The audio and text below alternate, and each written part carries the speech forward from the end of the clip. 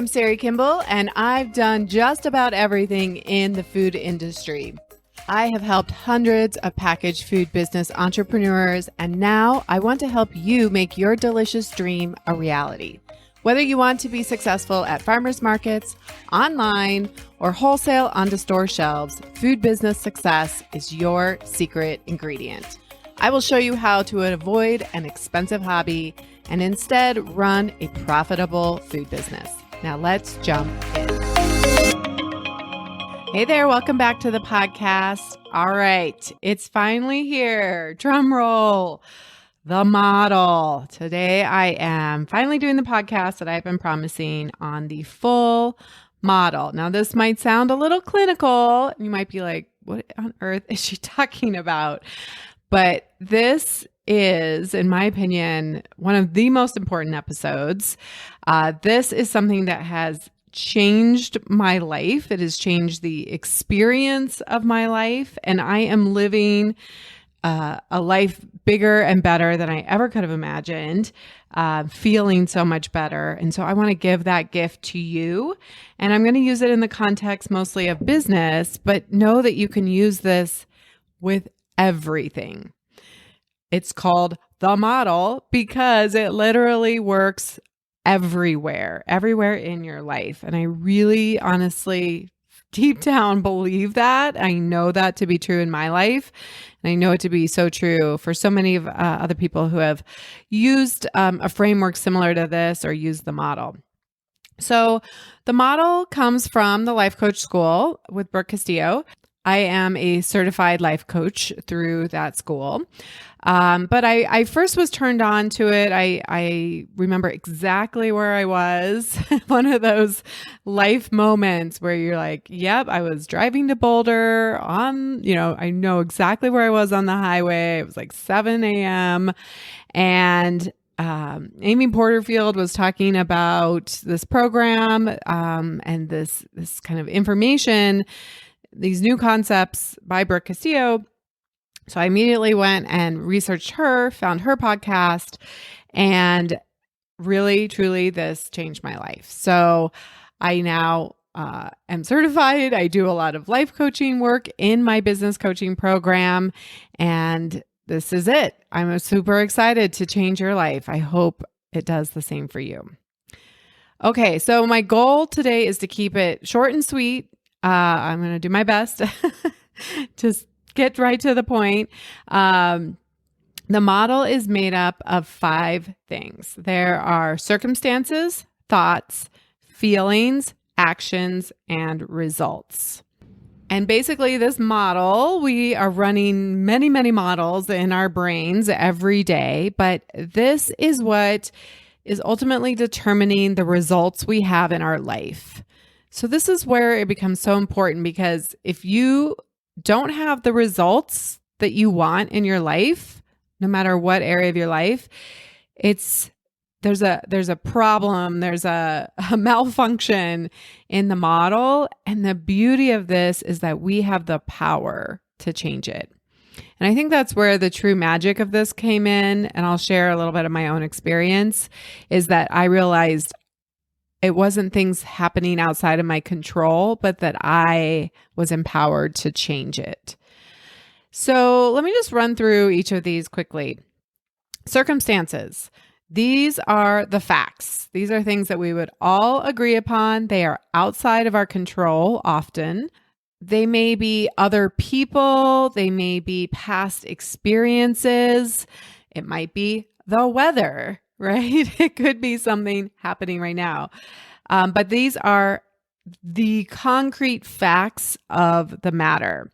Because oftentimes when clients come to me and say, here's what's going on, my packaging is late, or there's a problem, or my social media isn't working, or the recipe isn't working, right? Whatever the problems are, a lot of times there's just a couple of facts, and then there's all of the thoughts about it, right? Our interpretation of it.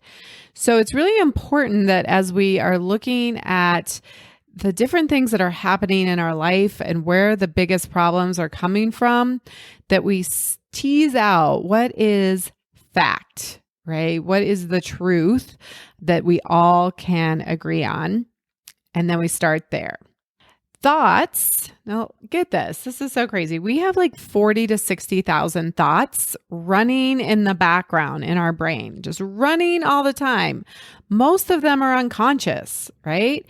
And you guys are probably similar to me that most of them are kind of negative and kind of terrible. Like we would never say some of these things out loud or to another person. We are a meaning-making species. Here's a great example. Probably where you are at, because I feel like all of the country has been really windy lately. So it's been really windy in Colorado. So let's just take the wind, right? And we really have to get specific as a circumstance that it's like the wind is blowing at X number miles per hour. And even that, it's like saying it's windy out is kind of an interpretation, because some people might disagree that that is windy, right? 40 miles an hour wind. Maybe some would say that's a light breeze or that's nothing. And some would say that's like really, really windy. But in any case, the way that we make meaning from it is that if you take your dog outside, for instance, if you have a pet, they go outside and they don't make the wind mean anything about them or their life. And yet I watched this past weekend, I went up and visited my family, and I noticed that members of my family were like, ugh, I'm so grouchy. This wind just like ruins my whole day. And like, I'm so anxious because of the wind, right? Like they had all these thoughts and they were making the wind mean something. And I'm not saying that this is bad or good. I really have no judgment about it. But this is what I mean when I say we are a meaning-making species. Your dog, your cat, your snake, your rat, whatever it is not making it mean anything about themselves or their life or their predicament, right? We're like, oh, it's windy. Somebody hates me out there. Today is going to be terrible. Your pet is not doing that. So oftentimes I ask my clients, what are you making this mean? Whatever the circumstance. Because oftentimes we are making things that are completely neutral, right? The amount of money that you have in your bank account is completely neutral. Because some people would say that's a lot of money. And some people would say that's no money. How can you live on that? But you have all these thoughts about it, right? And you may think that it's a lot or a little. You may make it mean that you can never figure it out and you're a big loser. Or you might think, wow, I'm so successful. All problems come from our thoughts. They don't come from the circumstance. And that's really, truly what blew my mind, that like changed everything for me. If you are living a life that you don't want to, it is not the circumstance's fault, right? It is our thoughts about it. I'm going to get more into that because you might be like, my brain is breaking a little bit. All right, let's move on to feelings, just at a high level. So what is a feeling? A feeling is simply an emotion. You might say, well, what's an emotion? An emotion or a feeling is a vibration in our body. We experience in our body. The thoughts we think create an emotion.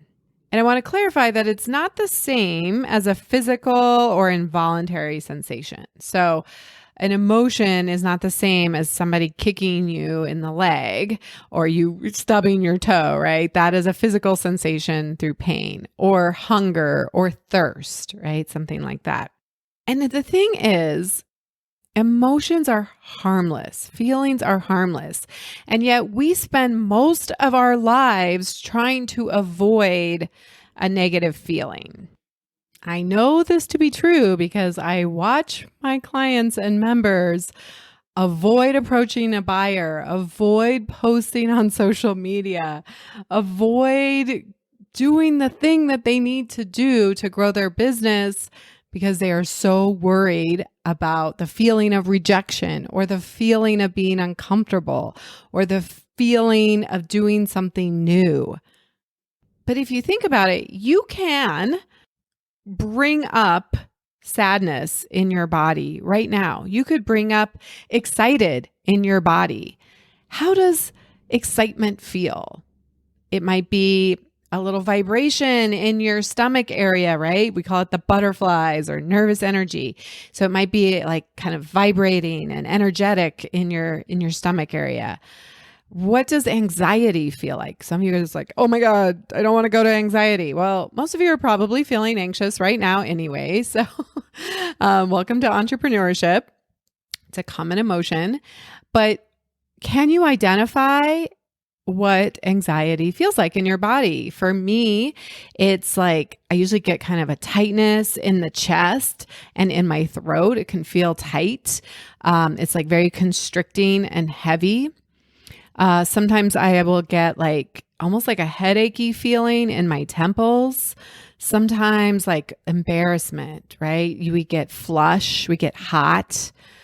So if you think about it, that we can call up these emotions on a whim and then we can end them on a whim, it really proves this model true, that it's with our thoughts. Does that make sense? Is that because if we can, usually to bring up anxiety, we think about something that makes us anxious, right? We have thoughts about a circumstance that we interpret as anxiety provoking. And so we start feeling anxious. And the beauty is that we can turn it on and off. We can change it. Brene Brown had a quote in her Atlas of the Heart book, and I think she was quoting somebody else, so forgive me for not looking up the direct quote. But essentially it was, we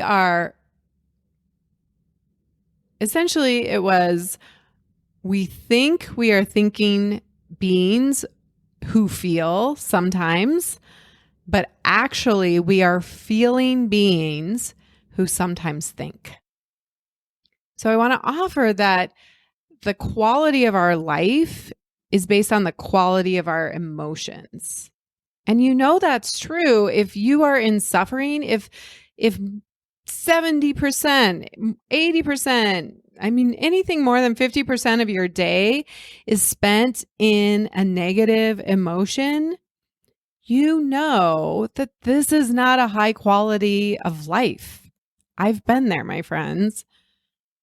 I've been on the kitchen floor with panic attacks. I've been in depression. I've been there with you. And I have suffered. I have created my own suffering. And like I said, this was the big aha, is that I thought my feelings were coming from my circumstance, right? That this thing was happening outside of me. One of the examples I've used with you guys before is getting the cease and desist letter for my company name. Getting that letter was a pure circumstance. It was words on a piece of paper. And then I made it mean all of these terrible things about me and my business, and I was never going to succeed, and only losers do this, and who do I think I am, and this is never going to work, right? I made it mean all of these terrible things. And the longer I've been in business now, I mean, that was 5-ish years ago, I actually realize now that there are people in this world who get cease and desist letters all the time, and they don't make it mean anything about them. What? That's so crazy, right? But it's true. And so I was learning through the model that I was in control. I had the power to feel certain ways about my life and to experience my life in a new way, to experience new emotions that created a better quality of life. because a customer is going to leave great reviews, and then there may be a customer that leaves a terrible review. Now, first of all, you could get 10 great reviews and you get one negative one, and you're only going to focus on the negative one. And then you're going to make it mean all these things about you and your business, right? But they are literally just words on a paper. And we don't need to necessarily derive our happiness from those words. And we don't need to derive our anxiety and our confusion or our doubt or fraud or any of those other emotions that come up, right, from the negative. We choose that. A buyer says yes, so you're excited and you're hopeful. A buyer says no, and now you're rejected and you want to give up. But the thing is that in either case, it all is coming from our thoughts about it. And we get to choose. We get to choose what we make it mean.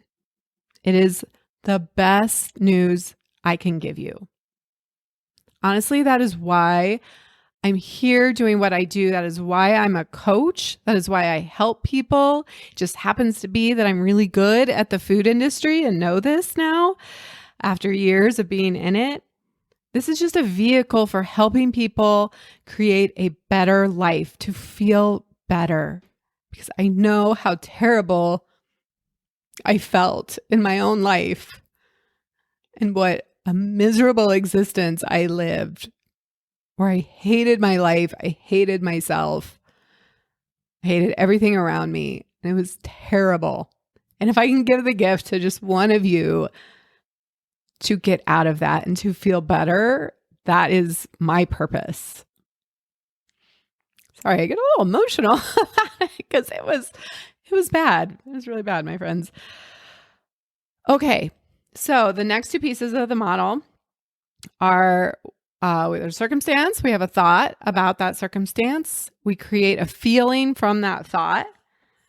And then there is a behavior. There is an action that comes from that feeling. Our feelings generate our actions. And in episode 42, I talk a lot about the feelings that you want to have to generate the action that is necessary in your business.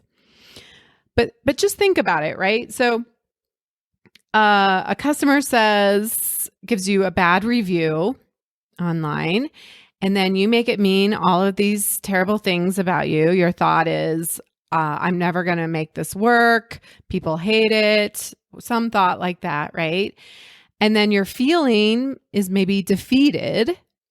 And so your action is probably going to be more inaction. It's going to be, well, why even bother? I'm not even going to try, right? Or you just talk about it with everybody, or you go into shame, right? And you just withdraw. And so then you can see, so that's the action or inaction, right? Or you might act out. You might get kind of cranky with other people. And you don't tell anybody what's going on. And then you're snapping at people. So there's always going to be an action or an inaction as a result of our feeling. But you could have a totally different thought about a negative review that creates a different feeling and action, right? You could have a thought that says, oh, that's interesting. What could I learn from this? I'm going to figure it out.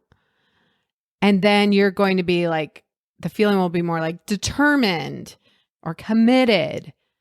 And then your action might be to write them back and say, help me understand what happened. I want to make it right.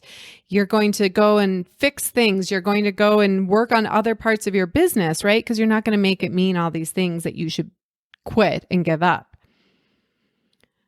So there's always going to be a behavior, reaction, or inaction that come from our feelings. And it's important to note that we don't necessarily always need super positive emotions to create productive action. It can come from a feeling like committed or determined or motivated, right? Grit. Those are kind of a little edgier emotions. Those aren't necessarily super positive, amazing, but they're a little more slightly on the negative side, right? So don't feel like you always have to be like daisies and rainbows. In fact, I don't necessarily recommend that. I don't think you're going to do always the best thing for your business. It's more about consistency and showing up over time. And you might need to like dig in a little and harness some of those deeper, little grittier emotions. So ultimately, this whole cycle, this whole model creates a result. So a result from a negative review could be run through that negative model, right? Negative review, I should just give up. You have a feeling of defeat, and then you go to inaction where you don't do anything, and then your result just proves the thought true, I should give up, right? Because if you stick with that model, then your result, will be giving up. Versus, I can learn something from this, I'm going to figure it out, leads to a feeling of determined, which leads to some specific actions that are actually productive. And then guess what? You are figuring it out and you are learning from it. So you're proving that thought true. And the craziest thing is that our brains just want to be right. Do you know people who are just always kind of negative and drama? And it's like, whatever they think, they're proving it true. So if they think the world is a terrible place, they're always finding evidence that it is a terrible place. And then you can have people who like have very similar circumstances and they have very different results. They believe the world is a great place, is a good place.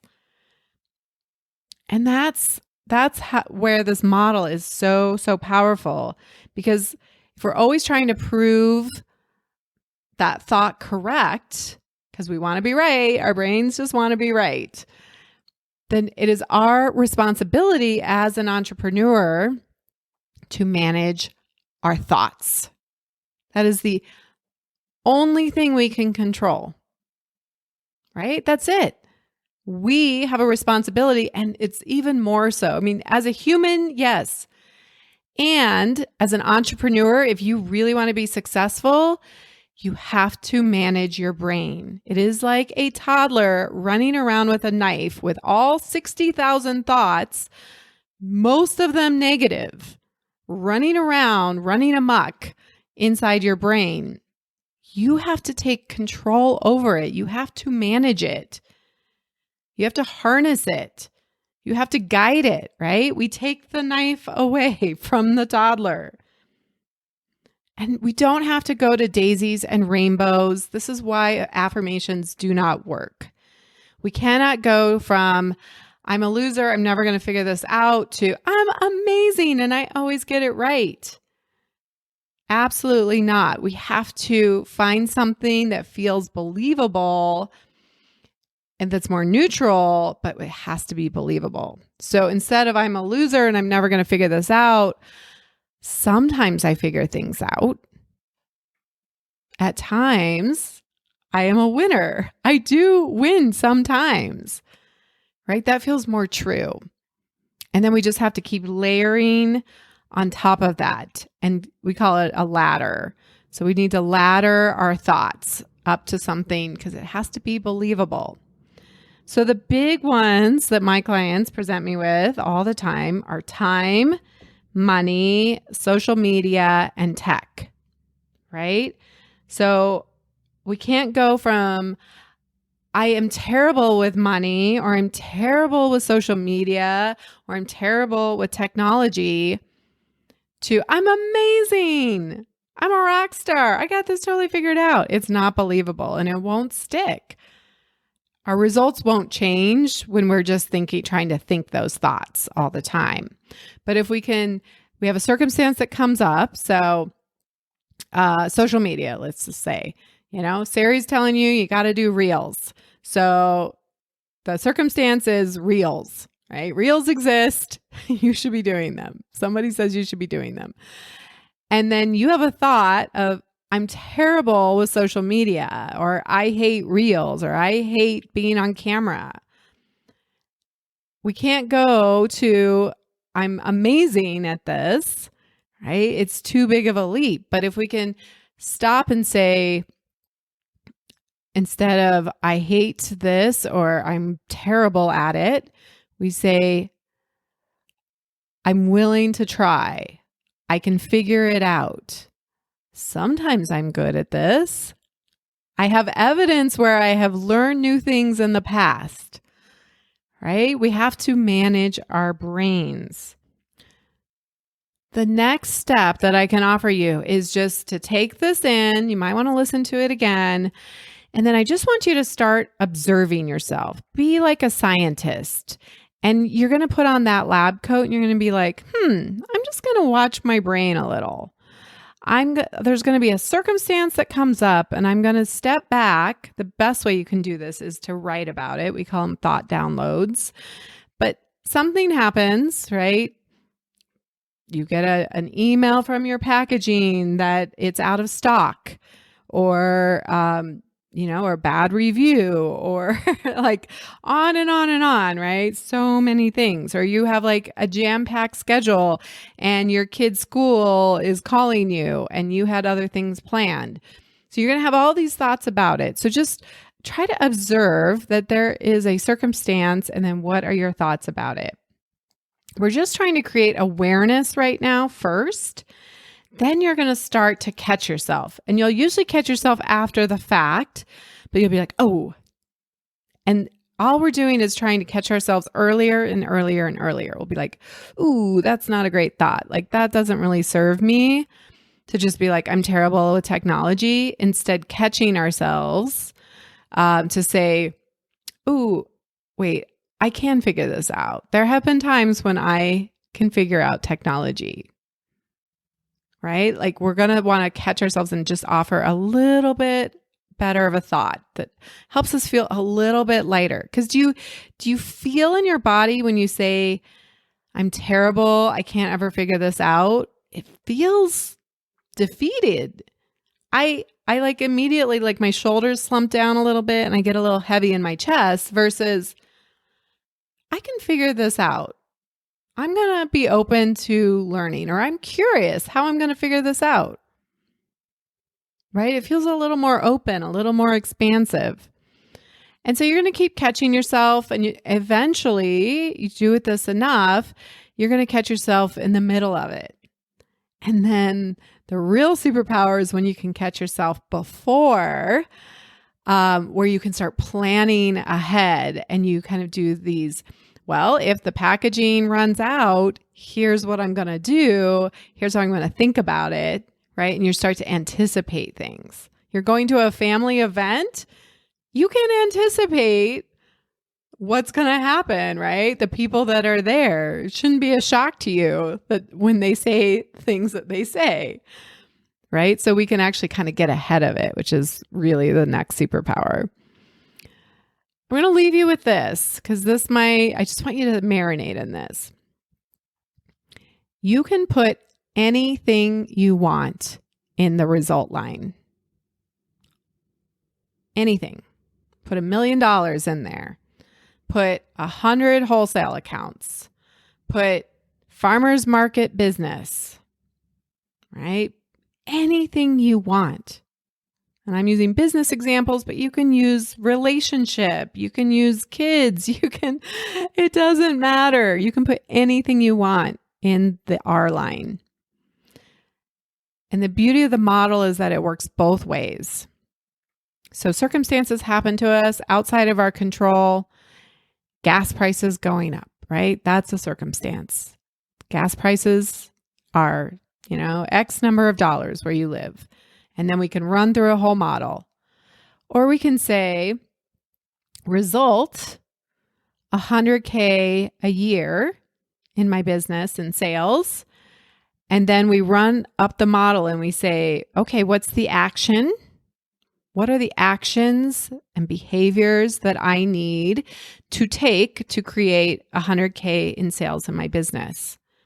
There's probably going to be some skill sets. There's probably going to be some action sets, right? There might be some mindset things. There's going to be things around discipline, around CEO mindset, like we talked about last week with Andra. There's going to be a lot of actions that need to happen in the A line. But when we think about all those actions, and you're not going to know all of them right away, but you know what some of them are. Maybe you just need a product first. Let's start there, right? It could be learning social media. It could be, I got to go get, go talk to 100 buyers. Could be, I need to go hire somebody to help me get on Amazon or work with somebody for my branding and my marketing strategy and my website. Whatever it is, there's lots of actions that need to happen. And then think about what your feeling is that will drive that action. Right? It's not going to be doubt. It's not going to be confusion. It's not going to be overwhelm. It's going to be feelings like determined, committed, motivated, right? They're things that we are going to really hold tight to, those feelings, those kind of gritty feelings. Because even when it doesn't feel good, even when we're not feeling inspired and motivated, we're still going to do them anyway. So what feeling do you need to have? And then what thought will create that feeling in you? It's probably going to be a thought like, I can figure this out, right? Something like that. That's like, I'm all in. I never give up. I want to leave it there because I want you to just marinate on that a little bit, that you can put anything you want in the R line. If you want help with this, that's what I do in business coaching with my clients. That's what I do inside Food Business Success. We put whatever you want on the R line, and then we work together to work back up the model. What are the actions? What are the feelings? What are the thoughts? If you want to know how an entrepreneur creates a successful business, I just gave you the secret recipe. This is the formula. The model is the formula to use for your success. It works. I want to remind you that the Food Business Idea Activator is an option for you if you're trying to answer that question of, is this a good idea and will it work? Right? When you're evaluating, when you're thinking about starting a packaged food business. So I will put all the links for all of these ways to work with me in the show notes. Thank you for joining me on this episode about the model. I would love to hear, as you start applying this, how it changes your life, because I know that it has changed thousands upon thousands of people, including my own. All right, get out there and start observing your thoughts and have an amazing week. Are you ready to start that delicious idea that you make in your home kitchen or grow your existing packaged food business and take it to the next level? The most successful food business entrepreneurs have support, guidance, focus, and accountability to help them make it happen quickly without wasting time or money. Plus, I think starting your packaged food business should actually be fun. Food business success is your secret ingredient to creating your food business dream. Please don't go this alone. Check out the private free Food Business Success Facebook group to connect with other foodpreneurs, get your questions answered quickly, share your wins, and receive special training and tools I only share inside the private community. Just search for Food Business Success on Facebook or get the link in the show notes. Curious about how Food Business Success can help you? Head over to foodbizsuccess.com